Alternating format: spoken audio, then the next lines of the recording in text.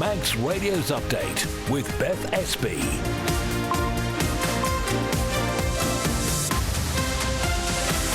Well, Fastamai, good evening. It's Monday, the 2nd of December, and this is your quick run-through of today's main news. All you need to know in less than 30 minutes. Coming up, in the face of unimaginable grief, how do you start to rebuild your life? We're going to hear from the mother whose sons both died from a drugs overdose. Also tonight, the new Cabinet Office Minister insists he's the right man for the job, despite resigning from Comyn after the Ranson Tribunal. And the furniture in the departure lounge at Ronaldsway Airport might be replaced soon. All the details on that coming up. We'll keep an eye on the traffic and travel and the weather as well. And as ever, you can get in touch if you'd like to. 166 177 is the text number, or email studio@manxradio.com. First, let's join Amy Griffiths for a roundup of today's main news headlines. Fastamai. A yellow weather warning's been issued for icy patches across the island. Ground temperatures are set to fall below zero overnight. It's in place from 8 o'clock tonight until 10 o'clock tomorrow morning. The Cabinet Office Minister insists he is fit to hold the position, despite resigning from the Council of Ministers earlier in the current administration. David Ashford told Manx Radio he was cleared of wrongdoing in the Ranson Tribunal, but felt resigning was the right thing to do. I believe in that old-fashioned thing of political accountability. I think many times in the past there hasn't been political accountability for things I was determined there should be, and that's why I actually went. The mother of two brothers from the Isle of Man who died from a drugs overdose in 2014 has been reflecting on the last 10 years without them. Jack and Torrin Lakeman took lethal doses of ecstasy which they'd bought on the dark web during a visit to Bolton. Their mum Sarah says milestone anniversaries are particularly challenging. I have been trying to live the best possible life I can, but there are times when I just sit back and think it's very hard and I sometimes feel empty inside. The Department of Infrastructure is seeking a supplier for replacement seating in the departure lounge at Ronaldsway Airport. It says the lounge is a key area and with growing passenger numbers, it needs to update the space. To international news now, and Greg Wallace has apologised for any offence caused after claiming complaints about his behaviour came from a handful of middle-class women of a certain age. The MasterChef host is accused of making inappropriate sexual jokes to a number of people throughout his career. Retail sales have slumped to their lowest level since the height of the COVID pandemic. They were down 5.8% last month compared to November 2023, as pre-Christmas discounts failed to encourage spending. And a retired police dog's been called a hero after finding a vulnerable missing man in East Sussex. Bear the German Shepherd was on his first post-surgery walk in the Eastbourne area when he made the discovery. Those are your headlines. I'll be back with the news in full at 6 o'clock. Oh, thank you very much indeed, Amy. Now the weather brought to you by Manx Glass and Glazing. And first of all, we do have that yellow weather warning in place for icy patches. That is going to be from 8 p.m. this evening until 10 a.m. tomorrow. Ground temperatures expected to fall below zero tonight. So those icy patches will be on any untreated surfaces, especially any areas that are still damp and wet from earlier rainfall. So do be aware if you're out and about, especially on those main routes. In the general forecast, it's going to be cloudy, the occasional showery outbreak of rain still possible, light to moderate northerly winds, temperatures as we know now falling to zero in places, and a cold start tomorrow, some clear or sunny spells but also the risk of the odd passing shower.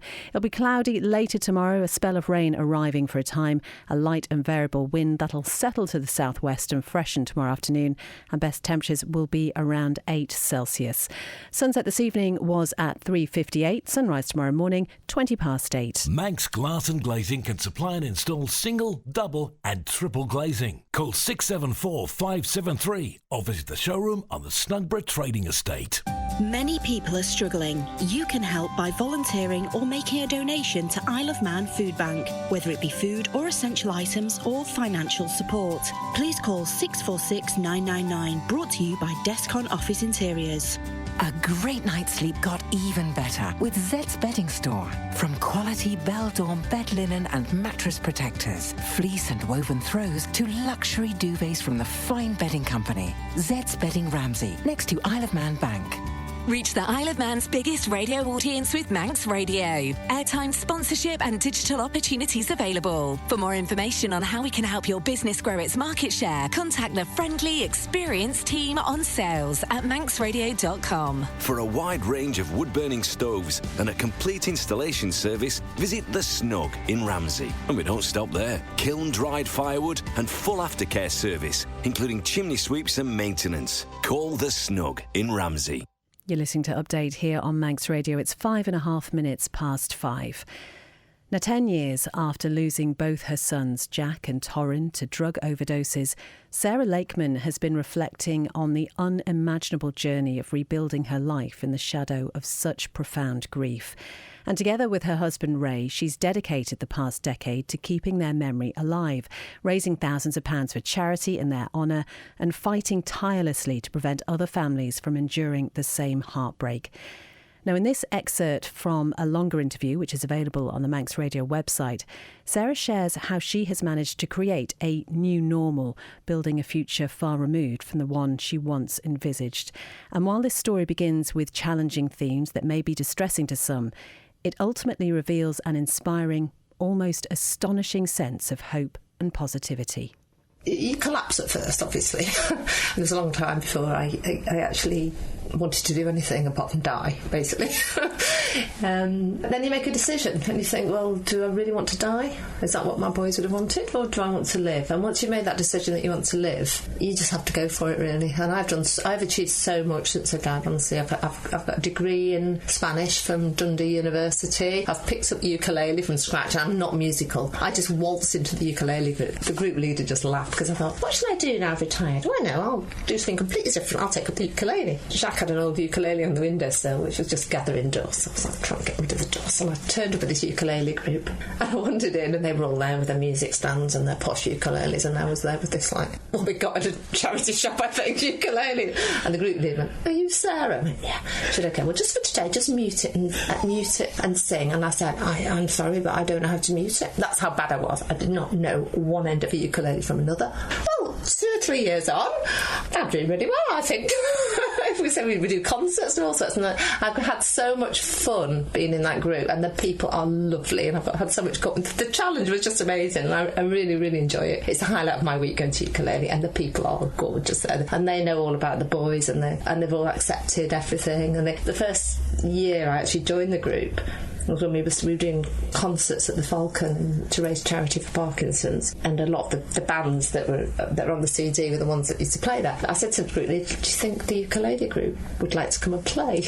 And she went, I don't know. But I had to tell them, of course, what it was all about, and they were fine, and they all turned up, and it was lovely. It was absolutely lovely. And we did our usual songs. We couldn't do very well. We had been practising, but we weren't very good at it. But we did Sweet Child of Mine because it was one of the boys' favourites, because they loved Guns N' Roses. Well, we've never heard anything like it, but we did our best. We went down a storm, and I just say my boys are looking down on me now. They've been laughing their socks off. Yeah, but they inspired me in that, because I wanted to do something as well that links me with them, because they always had the guitars and the music and everything. So it's like brought music back into the house, really, because it died with them for a long time. Isn't she incredible? That is Sarah Lakeman, and you can hear that full interview as a podcast at manxradio.com. 8.5 minutes past 5 now. The new Cabinet Office Minister is insisting he's fit to be in the role, despite resigning from the Council of Ministers in May 2022 following the outcome of the Ranson Tribunal. David Ashford stood down as Treasury Minister after the DHSC was found to have unfairly dismissed the former medical director during the Douglas North MHK's time as Health Minister. Now, this case cost the Manx taxpayer millions of pounds, leaving some of you to question whether Mr Ashford should be back around the Comyn table. So Christian asked him whether he feels fit to be a minister. I most certainly do. It's time maybe to kill a few public myths. I was not involved in the Ranson Tribunal in that way. I was called to the Ranson Tribunal as a witness. There was no allegation in relation to my personal conduct, and in fact the Richard Wright report that actually looked into the handling of the Ranson affair also looked into what my actions as minister, and the Richard Wright report was very, very clear in the fact that I acted appropriately as minister at all times in relation to the Dr. Ranson affair. So the Richard Wright review, if anyone wants to go and read it, looked into all of that and actually came back with a very firm conclusion. there will always be mixed responses from the public. I've equally been inundated by people actually welcoming me back and saying they're delighted that I've taken up the Cabinet Office role, from constituents stopping me in the street and also in Tesco's and elsewhere. So there will always be a mixed reaction when any politician takes up a role. But do you understand why the other side, perhaps? I know you mentioned that some people have welcomed you back with open arms. Do you understand why the public might question this, given there is a perception amongst the public that accountability appears to lack? Well, actually, I don't think accountability does lack. The reason I resigned was for accountability, because I was Minister of the Department at the time things happened. I wasn't involved in any of the detriments that happened. Even the tribunal actually never for 1 minute suggested I was involved in any of the detriments. The reason I actually resigned as Treasury Minister at the time was precisely because I believe in that old-fashioned thing of political accountability. I think many times in the past there hasn't been political accountability for things. I was determined there should be, and that's why I actually went. That is the Cabinet Office Minister David Ashford, MHK, talking to Christian. 11 minutes past 5. The Department of Infrastructure is seeking a supplier for replacement seating in the departure lounge at Ronaldsway Airport. The DOI says the lounge is a key area, and with growing passenger numbers, it needs to update the space to enhance comfort, functionality and aesthetics. Sean Cowper has more. The department wants expressions of interest from furniture suppliers that can provide innovative seating solutions for those departing the island at the airport. It says the goal is to enhance passenger comfort while optimising the space, focusing on efficiency, durability and visual appeal. It's hoped the replacement seating will be able to include ergonomic designs and be able to be adapted to varying passenger numbers. The DOI says its vision is to create a modern, welcoming environment that embodies the unique character of the Isle of Man while meeting the diverse needs of all travellers. It comes after airport bosses confirmed in July that they would be looking to upgrade the departure lounge following concerns over the condition of the facility. Some passengers had taken to social media to highlight stains and rips on the chairs. Suppliers can register their interest through the government's procurement portal by the 9th of December. And you can find out more about that story and a link on the Manx Radio website. 12 minutes past 5 now. New tax rules ensuring large companies registered on the Isle of Man are taxed at a minimum rate of 15% will bring in additional funds for the island's infrastructure, education and health. The Treasury Minister Alex Allinson says it's estimated the global minimum tax Pillar 2 order, which comes into force at the start of next year, will provide Treasury with an additional £35 million in revenue every year. Minister Allinson has been discussing the upcoming changes with Phil Gaughan. We have around about 200 companies and probably about 700 entities working and operating on the Isle of Man who will now be paying this tax. It's making sure that the tax they pay anywhere else, they pay the same tax here, and it levels that playing field. It also provides extra revenue, but also provides a sense of fairness, really, that hopefully in the future you won't have companies creating profits in various countries and then siphoning it off into others. There is some millions of tax that will come into the Treasury coffers as a result of this. In the February budget, we made the initial changes, which were to increase the tax from banks and large retailers who would be covered by these changes. So they're already paying 15% tax as opposed to 10% tax. And that's some of the larger retailers that you might see in Strand Street and just down the road, who are operating in the UK and internationally. So that will bring in some extra money for this financial year. It's important that we do the right thing and that we're seen to do the right thing. Again, this is an international tax, so if we weren't to bring it in, it would be taxed by other jurisdictions. So it's absolutely right that the profits made on the Isle of Man come back to the Isle of Man to invest in the infrastructure here. It's difficult to know exactly how much will come in to Treasury with these. We've made an estimate of around about £35 million a year extra revenue that we're not currently collecting. A large part of that will need to be put back in to fund the island plan and the economic strategy of investing in our infrastructure, investing to keep our business competitiveness, but also looking at extra money going into things like health and education as well.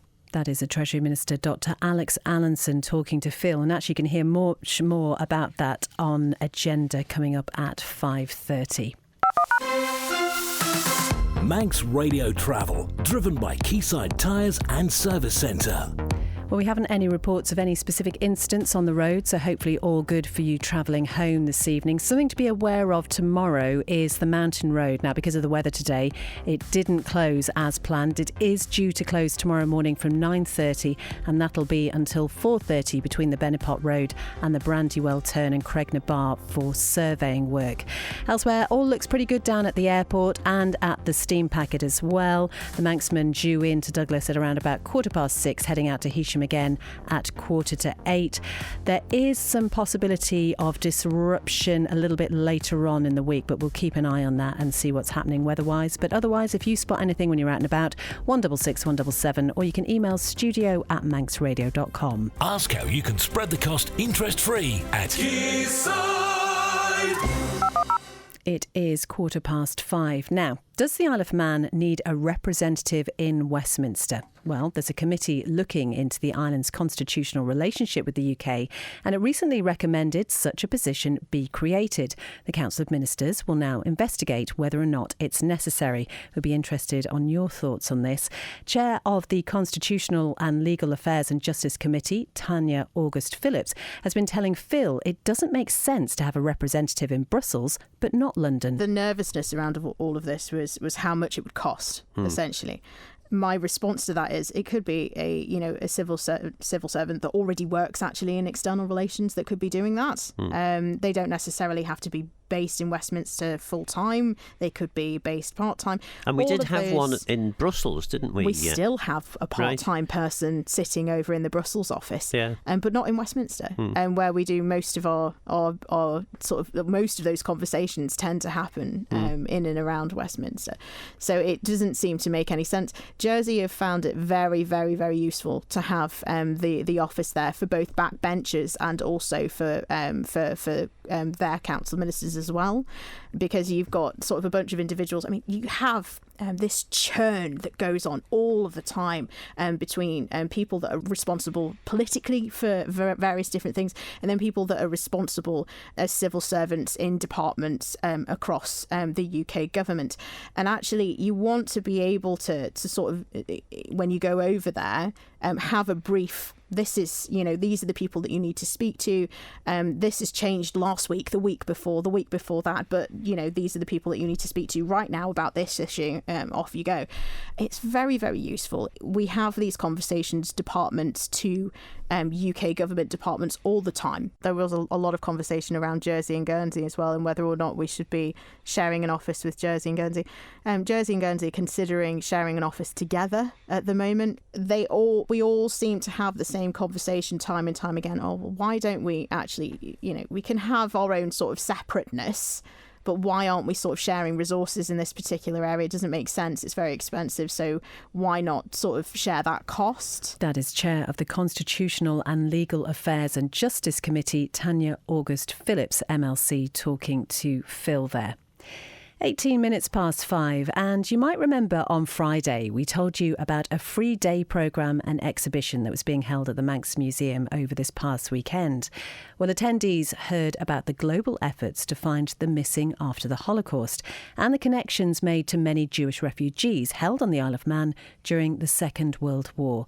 Well, Siobhan went along on Saturday and caught up with Professor Dan Stone after the talk he gave. The exhibition was originally shown at the Wiener Holocaust Library in London in 2018, and since then we've been showing a travelling version of it in different parts of the UK and now the Isle of Man as well. So we've been to Belfast and Cardiff and Edinburgh and Glasgow and Manchester and Newcastle and hopefully various other places in order to engage with audiences outside of London and to explain what the International Tracing Service Archive is, how people can access it and use it, and both for their own research and for family history. I mean, it's The exhibition is about this archive, the International Tracing Service Archive, which was established at the end of the war to help people trace their missing loved ones, people who were displaced as a result of the war. And it's an important topic because it's still a tracing service. There are still people looking for information about their relatives from World War II. And in the context of ongoing refugee crises around the world since 1945, and very much so in recent years,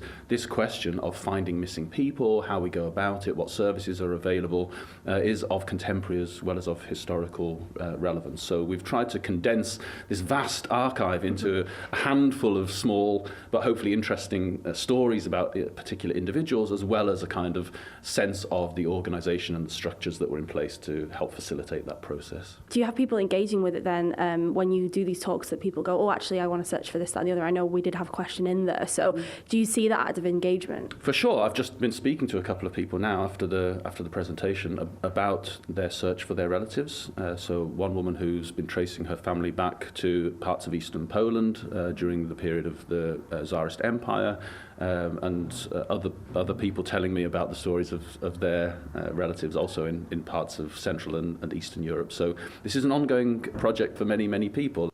That is Professor Dan Stone talking to Siobhan, and you'll be able to hear more about that event in Breakfast tomorrow morning.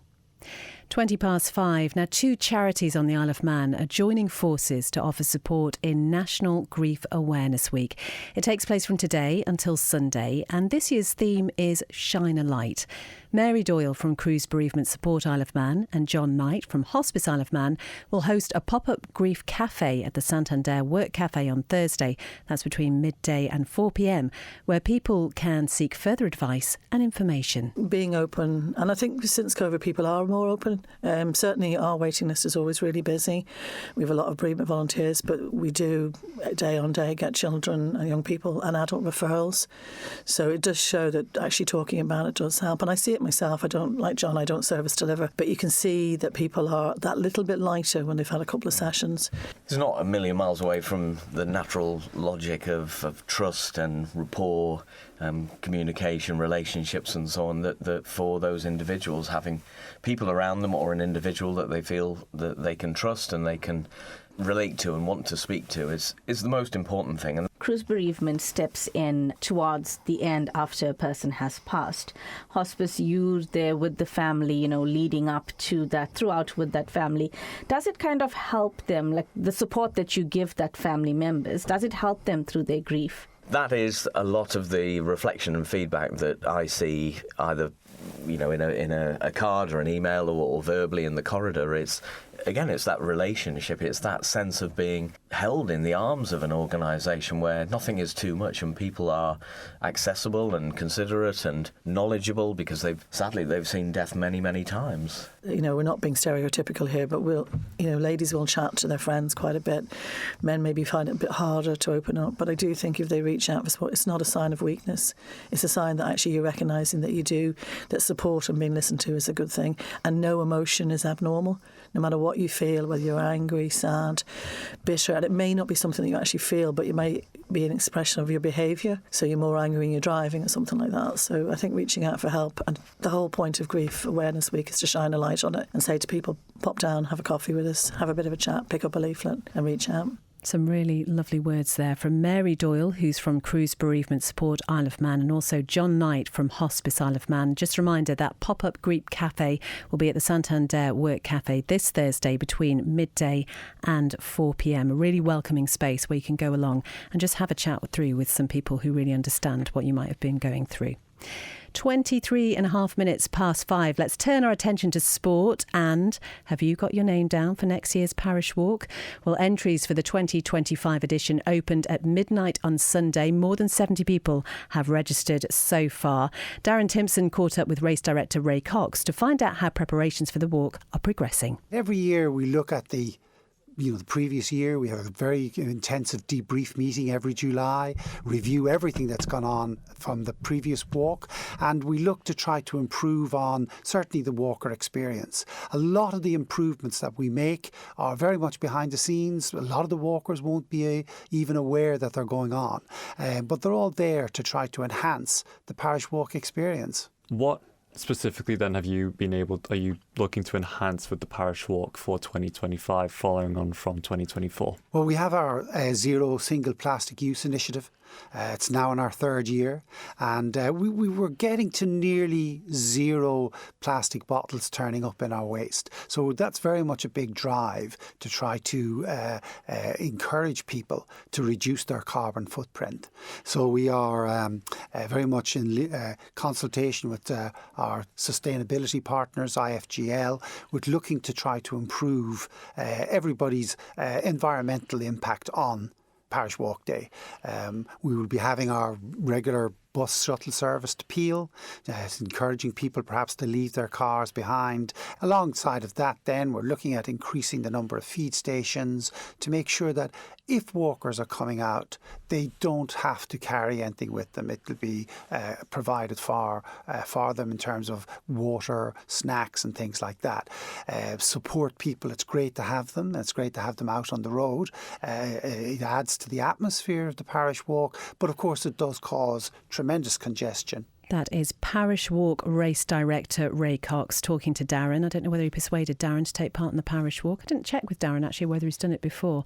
I haven't put my name down yet. Maybe I'll think about it. The 2025 Parish Walk will take place on Saturday, the 21st of June. Full 85 miles. So if you are up for it, then head over to manxradio.com. Just go to our sports section and you'll be able to find a link and sign up and see who you can persuade to do it along with you. And also staying with sport, the Manx motorcycle racer Chris Moffat has given fans an update on social media about his progress. This is 14 weeks after his crash during the Manx Grand Prix this year. After spending 5 weeks at Nobles Hospital receiving what he describes as amazing care, he was transferred to the Walton Centre in Liverpool, where he spent the last 7 weeks starting the long road to recovery with intensive physio, occupational therapy and speech and language therapy as well. And Chris says he's made huge progress in that time. He's still got a long way to go, but his medical team is really pleased with how he's doing and he's looking forward to heading home, hopefully in the not too distant future.